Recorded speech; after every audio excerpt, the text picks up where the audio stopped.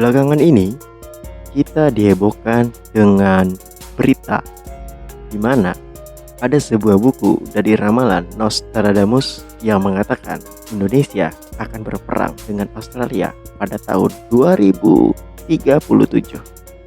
Lantas, kenapa Indonesia bisa berperang dengan Australia? Padahal kita tahu kalau kita sangat mencintai perdamaian. Inilah dia nalar noise, latar belakang di balik cetus perang Indonesia Australia.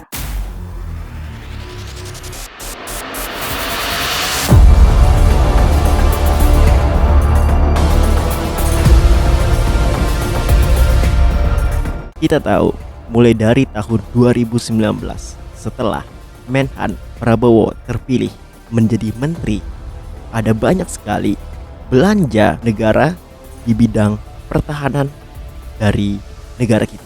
Mulai dari jet-jet tempur Rafale dari Prancis, F-15 dari Amerika Serikat, dan juga banyak sekali alutsista lain, mulai dari kapal, tank, angkatan darat, angkatan laut, dan juga angkatan udara, semuanya mendapatkan alutsista baru.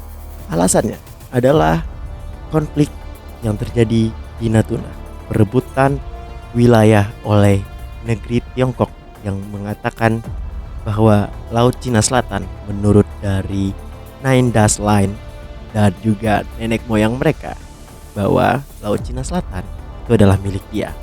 Dengan alasan itu Indonesia memperbarui alutsistanya.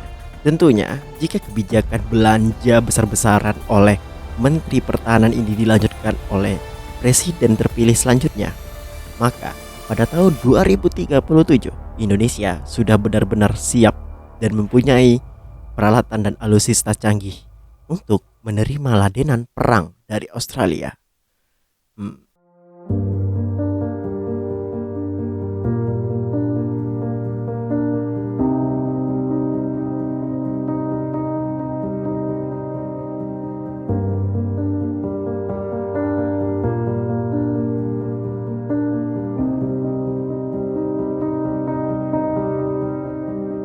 Bukannya pada tahun 2023 bakal diprediksi terjadi krisis ekonomi yang akan melanda dunia?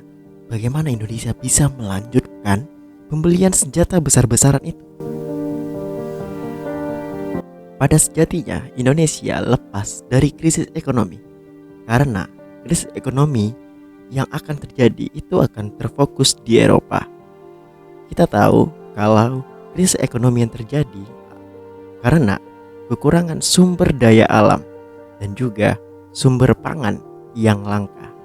Indonesia memiliki sumber daya alam yang melimpah, sumber pangan yang bisa didapatkan oleh negeri sendiri. Ya, kita bisa tahu dari tahun 2022 Indonesia mengalami keunggulan atau mendapatkan surplus pendapatan PDB hingga 5 dan juga 7,2%. Ini Indonesia sebenarnya memanfaatkan krisis yang terjadi di Eropa. Ya, kita tahu krisis terjadi karena embargo yang diberikan oleh pihak Eropa dan juga NATO terhadap Rusia yang melakukan invasi dan serangan terhadap Ukraina. Pihak Rusia membalas dengan menahan dan juga memberikan pukulan telak terhadap pihak NATO dengan tidak melepas atau menjual gas alam yang menjadi ketergantungan Eropa selama ini. Karena itulah pihak Eropa mencari energi alternatif dan kembali menggunakan energi fosil seperti batu bara.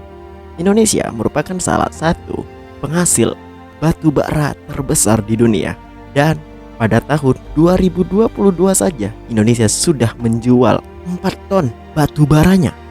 Yang biasanya batu bara kita hanya dijual 1 ton saja dalam 1 tahun.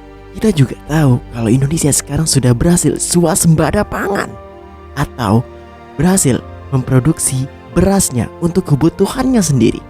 Bahkan sudah ada beberapa negara yang meminta untuk Indonesia ekspor berasnya kepada beberapa negara yang berada di Eropa.